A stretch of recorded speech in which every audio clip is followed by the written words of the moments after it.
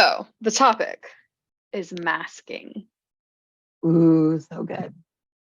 Okay. And maybe I will start with a question. You don't have to answer it. You can bat it back to me. But how do you even describe or define what masking is? That's such a good question. Autistic masking, to be clear. Yeah. Surprise. Different than pandemic masking. You know, in case like someone shows up on this page and Yeah, no, that's valid. So that has been a point of clarification for folks in the last couple of years. So that's a good question. I think for me, defining what masking was came when I no longer had to mask. And Okay. I realized, oh, I can't go back to masking. So for me, a big part of that was in 2020, when the pandemic came along, I moved my entire practice to virtual. And so I had this experience of no longer having to like interact in an office with other people, do small talk in the restroom, you know, go about like my regular daily business. Suddenly there was like curbside pickup at the grocery store. I didn't even have to go into the grocery store. There are all these things that began to pop up that I was like, yeah, I want this. And it was because of the pandemic. But it made me realize, like, oh, even after the pandemic, I don't really ever want to go back to actually going in the grocery store.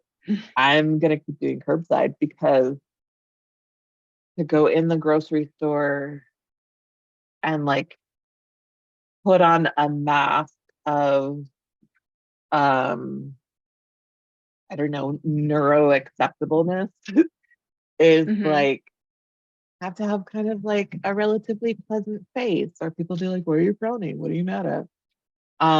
Be like polite and chit chat and joke about the oranges in the produce aisle because somebody else is standing right there. Or like respond to the person in line who's making a comment about some star on a magazine cover, right? Like those are things that I have to perform to fit. And if I don't perform them, the response that I get is like, what is your problem? Or like, oh, or just some kind of negative feedback about myself. Okay. So I'm going to jump in with a question. Thing. Yeah. So I can hear a neurotypical right now saying, yeah, but I'm like that too. So what is autistic about that?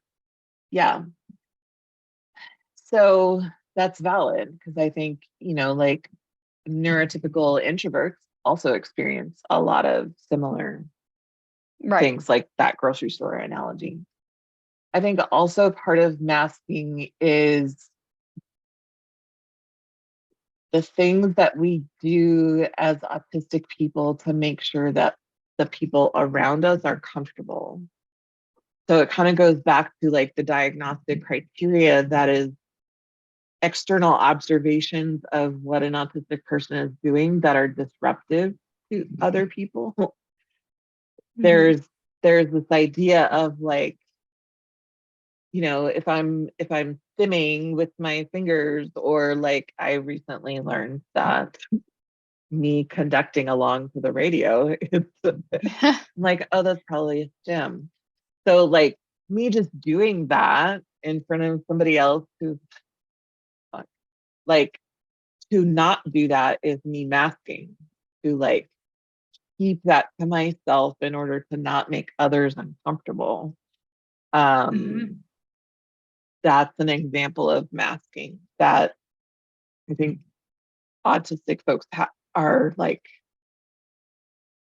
what do I have to censor or regulate in order to maintain homeostasis? Because I am not being accommodated. Like no one's saying like, oh, how do we accommodate somebody's stims? And that reminds me, like, I think one of the key things is before you know you're autistic, it's an unconscious process. Right. It's not like you're like, I don't belong, so I need to do this. Like it's more like you're just doing the things to fit in, to feel comfortable, and like, not that you feel comfortable, but to like keep everyone comfortable. So I think of it as being like very disconnected. Like a lot of my life, I didn't feel very real, or I kind of felt like a robot watching stuff happen. But I was still externally very friendly and asking questions and kind of doing what I could so people would like me. And when really, like, I didn't necessarily want to ask another question, or I didn't even necessarily want to be there. And so there was this level of disconnect that I don't think other people sensed, but I sensed. And so to me, that's my own version of like the unconscious masking. Because now as I work with autistic clients, I also like to differentiate that I think we can still use our masking tools. Like I like to reframe it now as like, okay, now that we know, it's not like we throw that all out the window and we have to be our authentic selves the whole time. Like that would not be good for us either. And so we can use the tools of like, when I want to socially engage more at a function, I can do that. And does that mean I'm masking? No, I'm choosing. Right. Yeah. And I think also one of the differences, like I'm thinking about as a tiny child, I was not about the wearing tights life. And that was pulling those suckers up again and again. That was, and then they're like tight on your waist. Right. Like that was such an expectation of like what is proper, what is appropriate like for girls. And I think, you know, now there's like leggings. So you can put on leggings under a skirt and that's great. And those feel different than tights. Oh yeah. And so I think about like there are like family stories about me ripping my tights off in inappropriate places because I'm like, I've had enough of this. And now thinking back, I'm like, oh, that was probably like this autistic texture sensory thing. And like, I don't blame my family for like, oh man, they were so cruel. They made me wear tights. Because like they didn't have any tools and information to know. It was just like, well, that my mom was raised and like this is what's proper for girls to wear. And so girls do this. And so I think, like you were saying, it's not like we have these conscious, like before we know about our artistic selves, we don't necessarily have these conscious things. There's a lot of masking that gets taught to us because that's like what's socially expected of us. And I think part of also what can keep so many people undiagnosed. Like again, like for me with ADHD, as I was thinking about like, does this describe me? Does it not? I'm like, I'm not hyperactive. I'm like pretty chill person. Like, but then I would think about like, ooh, I wiggle my toes inside my shoes all of the time. Yeah. And that was something that I'm pretty sure, like as a kid, I mean, I know I was taught like, you sit still, you sit still, you like be undisruptive, and you know, you just sit there. And so like having to practice that in order to be like socially appropriate, I found ways to like internalize stims or internalize like my fidgety movement. Which I think I have another question then. Sorry, I just cut you off with my question. No, I can wait. It's kind of moving into another area of this. Bring it so what about someone who's like, well, okay, now I know I'm autistic. How do I figure out what is me masked and what is me unmasked? Advice for that. That's a good question. I don't know that I have advice, like I'll be curious to hear what your answer is about this. I think like my own process has just been like like being in my home, doing virtual work, and like doing all the like the pandemic things have allowed me to just kind of like fill out and take up all the space that I need. And if I think about like going back into like a corporate public work world, I'm like, that feels really constricting, or that feels like claustrophobic, that I would have to like gather myself up and put it into a smaller box. And I have no idea if this is answering your question now, because I think I lost track of it. Well, it was, how does someone figure out what is their masked self and what is their unmasked self? Oh yeah, that didn't answer it.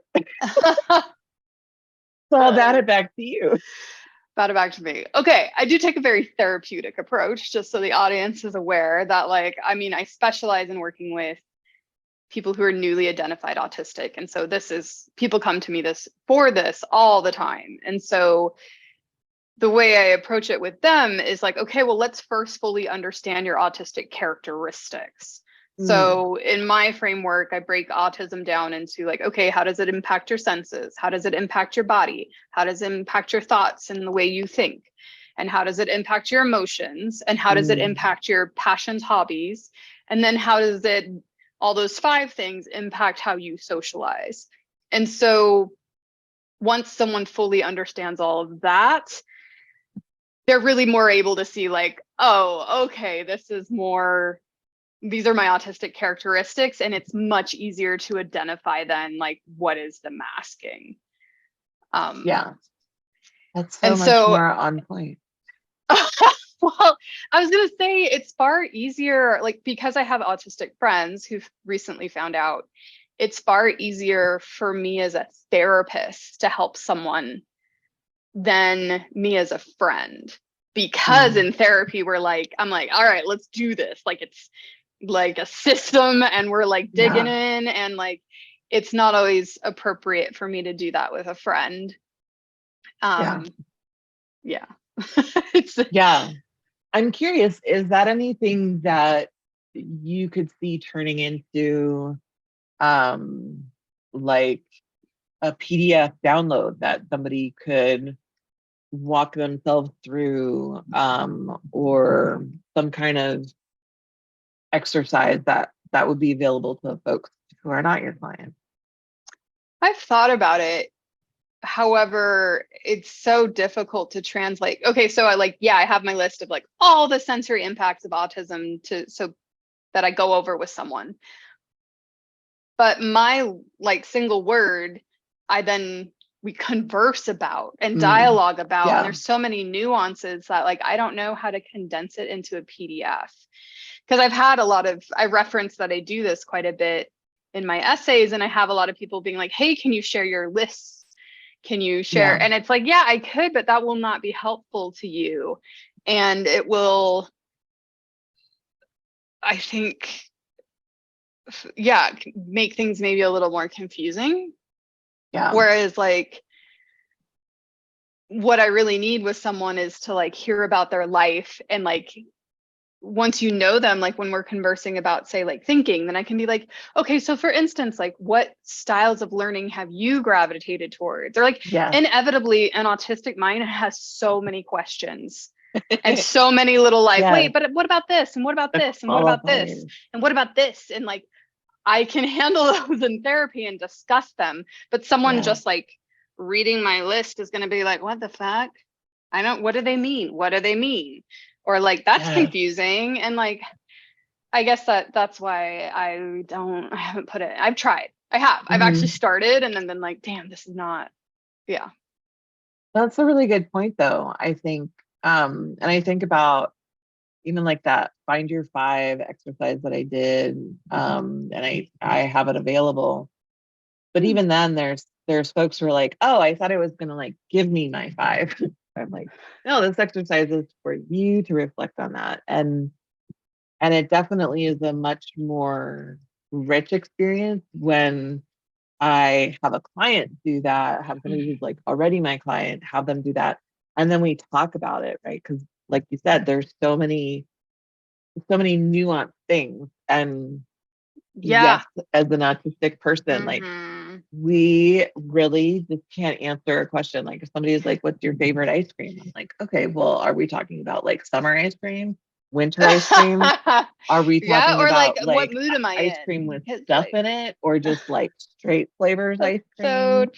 Are true. we Well, talking that about is, like, right? Like, well, and if we tie this back to like what is masking, that's why like it's so hard to define it right now. That like it's going to mm, look different for every single person depending on the circumstances and depending on what's happening with the person internally and who's around them, and like it's not like we mask the same everywhere we go, and like yes, so that's we're such an trying, I important think, point. in this episode to like extrapolate out like, okay, but overarching, it kind of feels like this, and this is roughly what's happening. Because Yes. I just yeah. like it just clicked. I'm like, I think this is why it can be so challenging for autistic folks to identify certain things because like in the what do they call it? In the flow chart of like if this, then this, Mm-hmm. like we have so many constellations from each question that it's like, Yeah. okay, if the answer is Yeah. yes, like there are Right. all these possible conditions that go with yes and all the Mm-hmm. so I mean I know like my whole life I have hated the question like what's your favorite? And I'm like, well, I'm gonna give you my top Yeah. five Like your because favorite color. I'm like, shut the fuck up. Like, like I have so many sub questions. And I so, know. you know, I think that that's part of it. Like, I don't know. I described to somebody the other day, I was like, I feel like I'm living in multiple dimensions at once. And I'm like, how do I explain this like four-dimensional tesseract Yeah. Well, and in I, two dimensions? to that, I want to add that like when I have clients come to me that are like, hey, I want to like understand my autistic characteristics, how many sessions does this take? And I'm like, well, once I know you better, I'll know. Like, because I have some autistic clients that are like really short and to the point, and they're like boom, boom, boom, boom, boom, boom, boom, boom, boom, and we're like go through it all in a couple sessions. I have some that took like 8 sessions. Like Mhm. it's like, well, how many questions are you gonna ask? And how many things is that gonna like, I mean, there's nothing wrong with any person's way of being, but the point is like you're going to be who you are, and we need to honor that and let your brain goes where it goes as you explore this topic. Which I think, So, like, as we go back to this, like, that is part of the expansiveness of hmm. autistic identity. And part of what we class against with the neurotypical world that wants like what is the way, Yeah, true. and for Though I want that autistic, sometimes, just to be clear. right, I mean it because it's comforting, right? Like I don't Yeah. always love the way my brain works, but there's also like for neurodivergent, the whole word divergent is like diverging from the way and Yeah. embodying a whole expanse of possible ways. Um, and that is like neither good nor bad. It is a thing that is. Um, Sometimes it's frustrating, sometimes it's exciting. But yeah, I find that I often have like annoyingly vague answers to questions like how long will it take? It will take Well, as long as it takes. and I remember like when I worked with my autistic coach also being annoyed at like, because I saw the autistic coach wanting to be like, tell me what is masking, tell me what isn't. I wanted very clear answers, Mm. and she wasn't able to give them to me. And I was mad. And I told her, luckily, since she was I was like, I'm mad. You don't offer me more clarity. And like, that's not fully on her.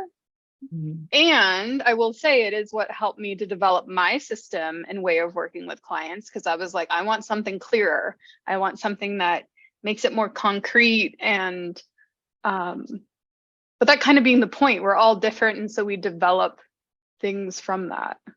Yeah. And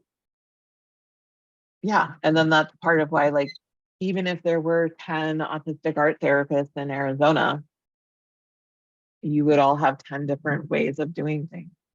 Yes. So in I think conclusion, I'm almost about that. okay, perfect. I'll say There it then in conclusion, masking is figuring it out for yourself. And if you seek extra help, find someone who aligns with you. Like that is the most important thing. Yeah. So, right. Like they say, if you meet one autistic person, you met one autistic person.